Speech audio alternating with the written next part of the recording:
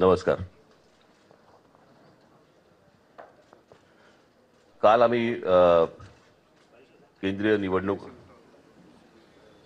आयोगाच्या प्रतिनिधींना भेटलो आणि आज आम्ही राज्य आणि केंद्रीय निवडणूक आयोगाच्या प्रतिनिधींना दोघांनाही भेटलो. आता जयंतराव म्हणाले किंवा बाळासाहेब म्हणाले, मला अत्यंत महत्त्वाची एक गोष्ट आपल्यासमोर आणि महाराष्ट्राच्या जनतेसमोर मला ठेवायची आहे की निवडणूक ही गोष्ट म्हटल्यानंतर राजकीय पक्ष आले आणि निवडणुकांना मतदान करणारा महाराष्ट्रातला मतदार आला.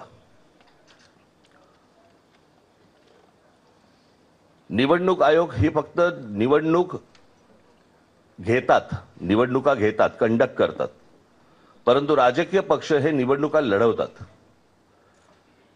आणि राजकीय पक्षांना जर समजा निवडणूक आयोग ज्या याद्या मतदार याद्या आहेत या जर समजा दाखवतच नसेल तर मला असं वाटतं की पहिला घोळ इकडे आहे की आम्ही तुम्हाला याद्याच नाही दाखवणार. म्हणजे मी आता तुमच्याकडे 2024च्या निवडणुका व्हायच्या अगोदर आणि 2024च्या निवडणुका झाल्यानंतर अशा मी तुम्हाला 2 याद्या मी तुम्हाला फक्त आता दाखवणार आहे.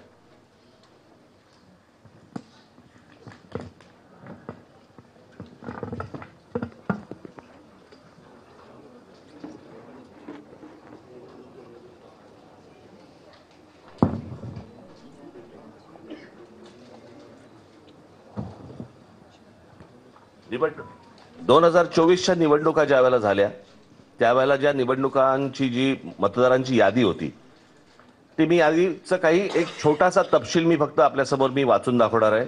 याच्यावरनं तुम्हाला साधारणपणे मला असं वाटतं पत्रकार बोलले नाहीत मध्ये तर बरं होईल, आपण कॅमेरामन जरा शांत राहिलं तर बरं होईल, कारण आपलं कॅमेऱ्यातनं सगळं टिपतंय, परत आपण पण बोलताय. 2024च्या अगोदरची जी यादी आहे त्याच्यामधली फक्त मी काही नावं आपल्याला फक्त आपल्यासमोर मी वाचून दाखवतो, म्हणजे साधारणपणे यादीमध्ये काय प्रकारचा घोळ आहे हा आपल्याला आणि महाराष्ट्राला लक्षात येईल. मतदारसंघ 160 कांदिवली पूर्व, नाव धनश्री कदम, वडिलांचे नाव दीपक कदम, वय वर्ष 23. आता वडिलांचे डिटेल्स. नाव दीपक रघुनाथ कदम, वडिलांचे नाव रघुनाथ कदम, वय 117. मतदारसंघ 161 चारकोप, नाव नंदिनी महेंद्र चव्हाण, वडिलांचे नाव महेंद्र चव्हाण, वय वर्ष 124, वय 124.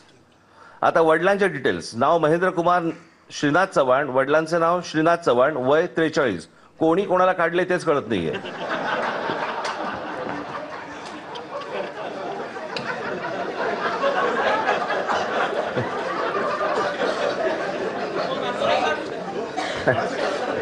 अरे विषय गंभीर आहे, जरा समजून घ्या.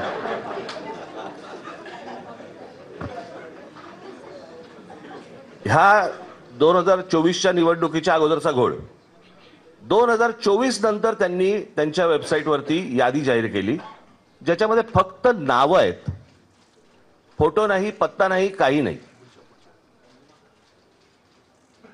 आणि मग काल आम्ही जेव्हा केंद्रीय निवडणूक आयोगाशी बोलत होतो त्यावेळेला त्यांनी सांगितलं की नाही हे राज्य निवडणूक आयोगाकडे येतं. आता राज्य निवडणूक आयोगाकडे आम्ही भेटल्यानंतर राज्य निवडणूक आयोग म्हणतं हे केंद्रीय निवडणूक आयोगाकडे येतं. दोघेही प्रतिनिधी हे केंद्रीय निवडणूक आयोगाचेच प्रतिनिधी आहेत. आणि म्हणजे महाराष्ट्रातल्या राजकीय पक्षांना या संपूर्ण मतदार याद्या न दाखवण्याचं याच्यातनं काय मिळणार आहे तुम्हाला? यातनं फक्त घोळ होणार आहेत.